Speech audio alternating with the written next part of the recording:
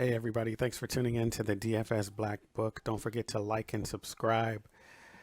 Yesterday was an interesting day. Had a small loss. The cash line was very, very high.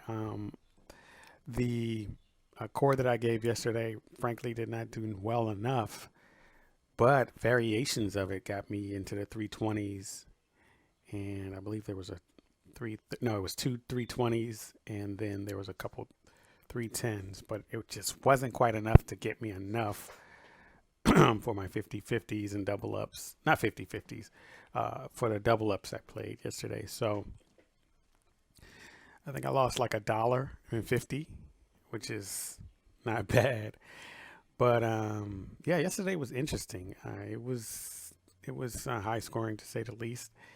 And despite the fact that a couple of the players that I had on the court yesterday did not do as well as I would think they would have done. Like I said, variations of those six players for the core yesterday, using maybe five or four, definitely helped me to do well in some spots, and then of course not cash in other spots. So another day, another slate, and we've been doing well. So let's get back on track today and see what we can do. So today, we're looking at some players in some good spots. Looking at Luca in a good spot. Giannis is in a good spot.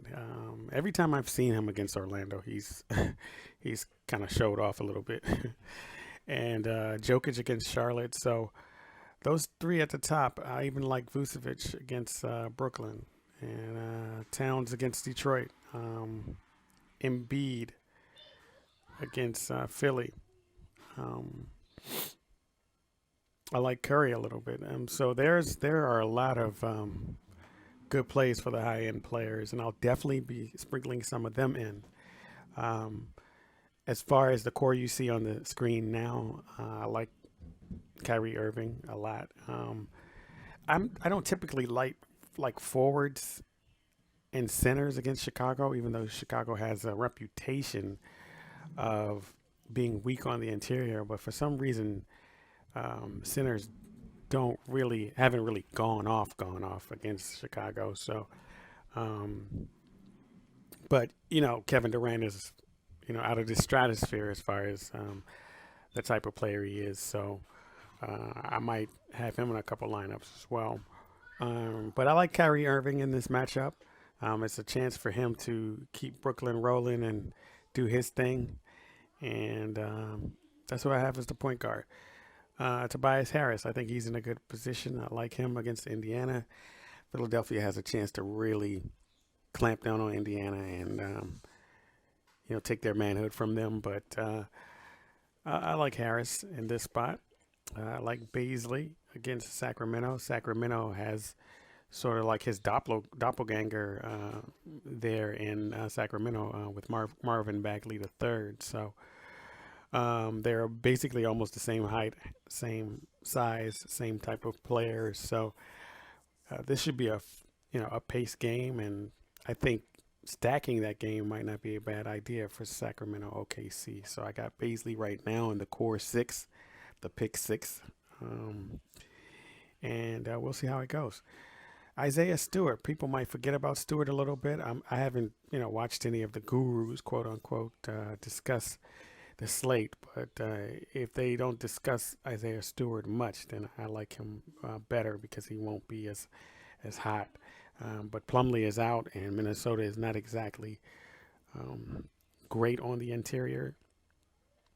They're pretty inefficient, even though you have Carl Anthony Towns, but I wouldn't say he's necessarily a defensive stopper. So I like Stewart to bounce back a little bit. Let me just look at his minutes over the last 10 games. So he's been up and down with the minutes. So hopefully he doesn't get a 20-minute game this time. This 20-minute game against Philadelphia makes sense because Philadelphia really manhandled them in that game. This 26 minutes against Charlotte. I think they basically ran him out of ran him out of the ran them out of playing, a big. He had 3 fouls too, so I don't know if that affected it though. But again, I'm not. These minutes are okay. For his price, 6,400, I'm gonna have to rethink this, but I'm gonna have one lineup with this core for sure. I like Isaiah Roby for his price against in a fast-paced game. Sacramento is not necessarily good on the interior, so I like Roby. I believe OKC might have some folks out. So of course Horford is out, Muscala is out. Bradley might be an interesting. Looking at it, he might be an interesting play here. Let's see. I might take a look at Bradley here, but right now Roby,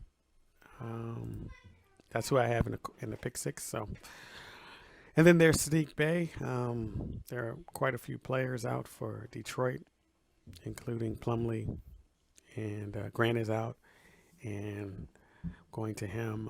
Looks more like a mid-level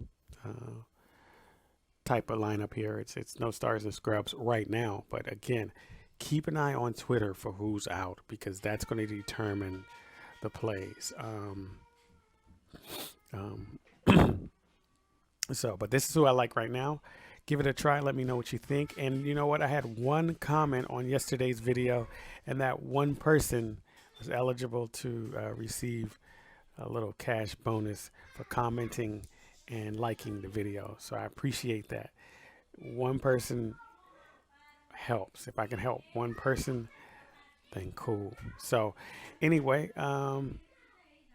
give it a try. Try leaving a comment. Try smashing the like button, hitting the like button. I hate saying smash the like button because everybody says it.